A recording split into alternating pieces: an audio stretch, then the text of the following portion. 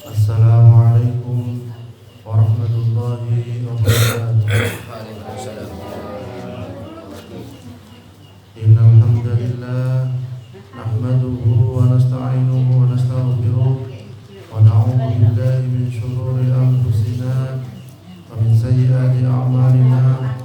Asyhadu an la ilaha illallah wahdahu la syarika lah wa asyhadu anna Muhammadan 'abduhu wa rasuluh. Amma ba'd.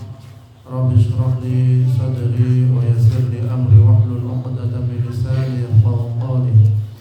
A'udzu bi kalimatillahi tammah min kulli syaitanir wa hammah wa min kulli 'ainin lamah. Alhamdulillah, bapak-bapak, ibu-ibu sekalian serta adik-adik yang dirahmati Allah.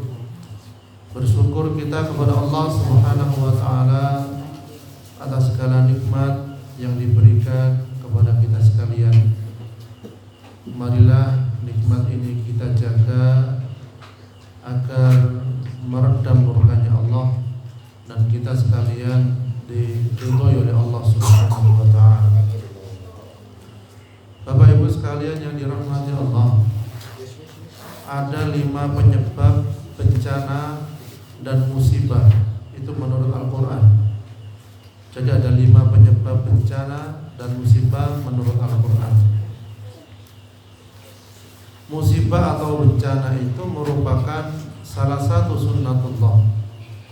Tidak ada musibah yang menimpa seseorang kecuali dengan izin Allah. Di antara musibah yang terjadi, Allah menjadikan sebagai penggugur dosa bagi hambanya. Dan ada juga yang menjadi peringatan untuk diambil pelajaran.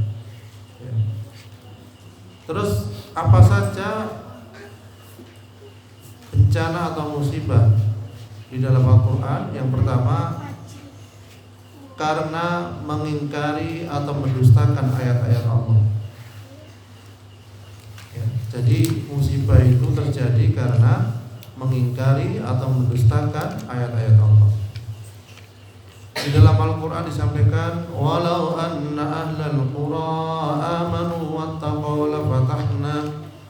lafatahna alaihim barakatin minas samai wal ard walakin kadzabu fa akhadnahum bima kanu yaksibun. Jikalau sekiranya penduduk negeri-negeri beriman dan bertakwa, pastilah kami akan melimpahkan kepada mereka berkah dari langit dan bumi. Tetapi mereka mendustakan ayat-ayat kami itu, maka kami siksa mereka disebabkan perbuatannya. Jadi bencana itu karena perilaku manusia yang mendustakan ayat-ayat Allah. Bahkan akhir-akhir ini ada seorang pendeta yang mengusulkan untuk menghapus 300 ayat di Al-Quran, mau diusulkan kepada Kemenak, ya, pemerintah. Ya, ini merupakan bentuk pendustaan ayat-ayat Allah. Dan itu terang-terangan dia sampaikan di media. Kemudian bencana yang terjadi yang kedua karena adanya proses menyekutukan Allah dengan sesuatu atau syirik kepada Allah Subhanahu wa taala. Ya. Seperti menganggap bahwasanya Allah memiliki anak. Di dalam Al-Qur'an juga disampaikan, dan mereka berkata, Tuhan yang Maha Pemurah mengambil atau mempunyai anak. Sesungguhnya kamu telah mendatangkan suatu perkara yang sangat mungkar. Hampir-hampir langit pecah karena ucapan itu, dan bumi belah, dan gunung-gunung runtuh karena mereka mendakwakan Allah yang Maha Pemurah mempunyai anak. Jadi marah Allah Subhanahu wa taala. Ya. Dan tidak layak bagi Tuhan yang Maha Pemurah mengambil atau mempunyai anak. Ya.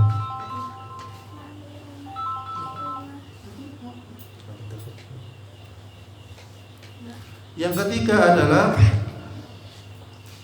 karena suatu kaum tidak mau memberikan peringatan kepada orang zalim di antara mereka. Jadi bencana niku saged terjadi kalau ada kemaksiatan tetapi boten wonten sing ngelingaken. Jarne wis iku penggaweane. Kan boten angsal wonten niku. Biarkan saja itu sudah pekerjaannya dia. Biarkan saja itu sudah kelakuan dia. Nah itu tidak boleh. Harus ada yang memperingatkan. Kalau kita nggak bisa atau lewat orang yang kita percaya di situ.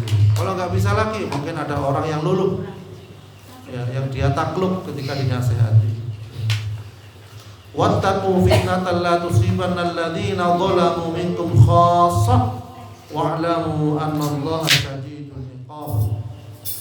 Dan peliharalah dirimu daripada siksaan atau azab atau bencana yang tidak khusus menimpa orang-orang yang zalim saja di antara kamu, dan ketahuilah bahwa Allah amat keras siksaannya. Jadi azab itu turun tidak pilih-pilih. Orang soleh kalau orang salah itu bisa kena. Ini kados kita digigit semut, sing nyopot siji tapi sing dipateni yang merambat itu pun dipecahi sedaya, dimatikan semua. Ya sama ketika ada orang yang berbuat zalim, ya kita tidak menasihati, ya ketika Allah menurunkan azab itu bisa jadi semuanya kena. Ya. Jadi yang penting kita ini memperingatkan, paling tidak mengajak kepada hal yang baik atau mengajak ke pengajian ini, insyaallah. Kemudian yang keempat adalah yang menyebabkan bencana terjadi itu karena perbuatan zina dan riba yang dilakukan terang-terangan oleh suatu kaum. Jadi Allah itu benci kepada orang yang berbuat dosa. Tapi lebih benci lagi orang yang berbuat dosa tapi terang-terangan. Niku benci. Tokon dile, aku mari mabuk ngono. Misalnya ngoten. Tokon dile, mari nyolong sepeda motor. Tokon dile, nyolong PT. Jadi terang-terangan dan tidak merasa bersalah. Niku Allah lebih benci. Nggih. Tapi bukan berarti lek nyolong meneng-meneng ae ya. Dari Abdullah bin Mas'ud dari Rasulullah Sallallahu Alaihi Wasallam, beliau bersabda, tidaklah suatu kaum mereka melakukan dengan terang-terangan berupa riba dan zina, melainkan halal bagi Allah untuk menimpakan azabnya kepada mereka. Dan sebaiknya kita harus menjauh dari perbuatan ini supaya tidak terkena azabnya. Ya. Jadi Bapak Ibu sekalian dirahmati Allah, oleh karena itu kita sedini mungkin memberikan pendidikan yang baik bagi keluarga kita, bagi anak-anak kita, agar mengerti mana yang halal, mana yang haram. Karena apa? Sekarang yang halal pun juga mulai diremang-remangkan. Oke, kalau kemarin diurusi MUI, ini mau diambil alih oleh pemerintah. Itu harus hati-hati ya. Jadi kita tetap berusaha atau ittiba kepada ulama yang kita percaya kealimannya, yang dia hati-hati terhadap halal, terhadap yang halal ataupun yang haram. Karena apa? Riba ini seakan menjadi kebiasaan di masyarakat kita. Dianggap hal yang biasa. Bahkan dosa riba itu besar. Jadi seorang anak berkumpul dengan ibunya itu dosanya sangat besar. Tapi riba tambah besar lagi. Jadi membungkakan uang, anak-anak duit, ya, ini dosanya besar. Oleh karena itu kita harus menjauhinya. Kadang orang mohon maaf berhutang itu bukan untuk kebutuhan, tapi damel gaya hidup. Berarti itu bukan asal. sebaiknya ketika kita membutuhkan sesuatu, kita maksimalkan harta yang ada di rumah.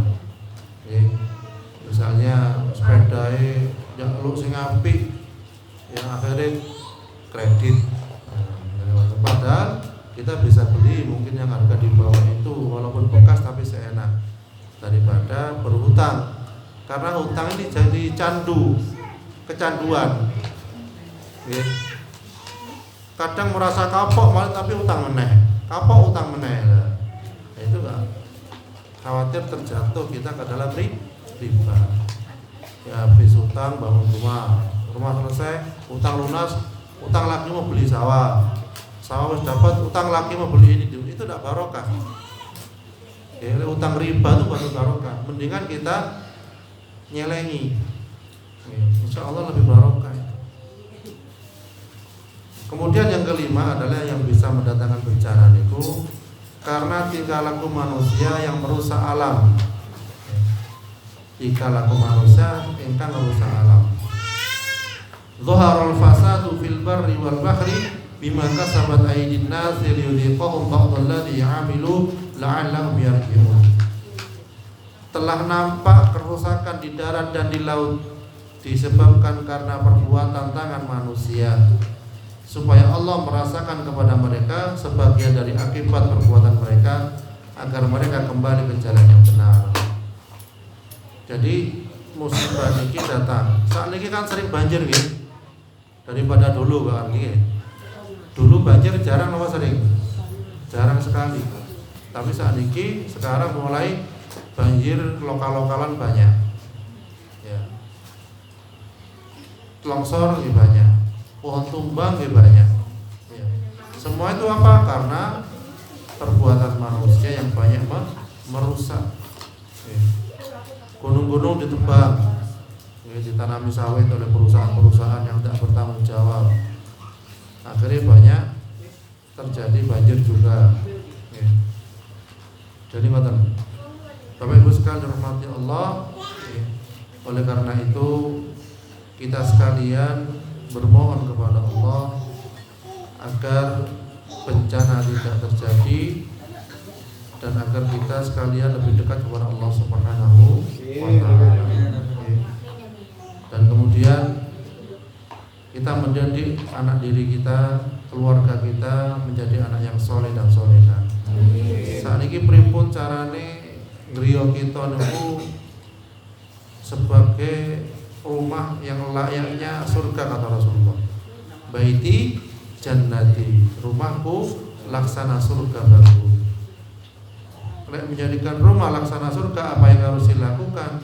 Perbanyak amalan ibadah, perbanyak bacaan Al-Quran, kemudian perbanyak amal yang soleh. Kata-kata nggak boleh kasar di rumah, nggak boleh bentak-bentak. Anak jatuhkan gelas nggak usah dibentak, mau gelas regane 1.000 rupiah. Kayaknya kalau anak-anak lek ngurusne otaknya karena rusak sering dibentak malah mahal. Lah ngoten nggih. Nah, jadi monggo griya kita niku jangan sampai banyak terjadi pertengkaran. Karena setan akan selalu datang pada rumah yang sering terjadi pertengkaran. Dan setan akan pergi pada rumah yang terjadi amal soleh atau kebaikan. Ya. Dan gelar yang tinggi bagi setan itu ketika menceraikan antara suami dengan istri. Iku baru gelarnya tinggi setan-setan itu. Ya, merasa bangga. Jadi oleh karena itu, mari kita mengutamakan ibadah kepada Allah dalam artian tidak membesarkan masalah yang kecil. Kadang masalah kecil gede-gede no. Okay. Kita lebih mengalah, lebih sabar, lebih ikhlas dan lain sebagainya. Dan ini juga ada titipan ya, ulang tahun Rafa Nuril Maulidah ya, laki-laki ini. Mugi-mugi niki diparingi anak yang soleh, menjadi penolong orang tuanya di akhirat kelak, bisa menarik orang tuanya ke dalam surganya Allah Subhanahu wa ta'ala. Karena anak niku merupakan investasi amal yang bisa kita ambil kelak ketika kita sudah di hari akhir, hari penghisaban ya. Monggo kita sama-sama berdoa. A'udzubillahi minasyaitonir rajim. Allahumma anzil rahmata wal maghfirata wa syafa'ata wa ni'mata ila arwah jami'il kubur minal muslimina wal muslimat wal mu'minina wal mu'minat warfa' lahum darajat wa dha'if lahum hasanat wa kafir anhum sayyi'at wa adkhilhum jannata ma'al aba'i wal ummahat ya ayyatuhan nafsul mutma'innah irji'i ila rabbiki radiyatan mardiyah fadkhuli fi ibadi wa dkhuli jannati Rabbana hab lana min azwajina wa dhurriyyatina qurrata a'yun waj'alna lil muttaqina imama Rabbi ij'alna muqimas salati wa min dhurriyyatina Rabbana wa taqabbal du'a Rabbana atina fid dunya hasanah wa fil akhirati hasanah wa qina adzaban nar wa sallallahu ala sayyidina Muhammad wa ala alihi wa sahbihi wasallam walhamdulillahi rabbil alamin.